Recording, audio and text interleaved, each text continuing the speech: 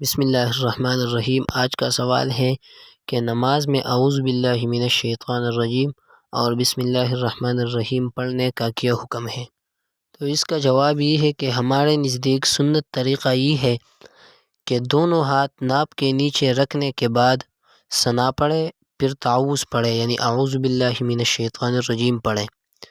اس کی دلیل یہ ہے کہ قرآن مجید میں اللہ تعالیٰ کا ارشاد ہے فَإِذَا قَرَأْتَ الْقُرْآنَ فَاسْتَعِذْ بِاللَّهِ، جب قرآن پڑھنے کا ارادہ ہو تو استعاذہ کریں، یعنی شیطان مردود سے پناہ مانگے، اور ہر رکعت کے شروع میں الحمدللہ رب العالمین سے پہلے بسم اللہ الرحمن الرحیم پڑھنا مسنون اور سنت ہے۔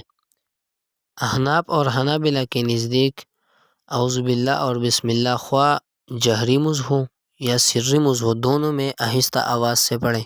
اس کی دلیل حضرت ابن مسعود رضی اللہ عنہ کا قول ہے کہ 4 چیزیں ایسی ہیں جن کو امام آہستہ پڑھیں۔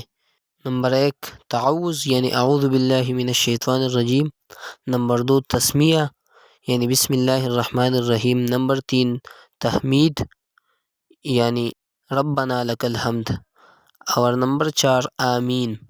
اور جب مقتدی امام کے ساتھ نماز پڑھ رہا ہے تو اس کے لیے اعوذ باللہ اور بسم اللہ پڑھنا مسنون نہیں ہے، کیونکہ وہ تو امام کے لیے ہے، امام قرأت کر رہا ہے اور مقتدی پر قرأت کرنا نہیں ہے، لہٰذا ولا الہ غیرک تک ثنا پڑھنے کے بعد خاموش ہو جائے، اور جب اکیلا نماز پڑھنا ہو تو دونوں پڑھے، یعنی اعوذ باللہ اور بسم اللہ دونوں پڑھنا منفرد کے لیے مسنون ہے۔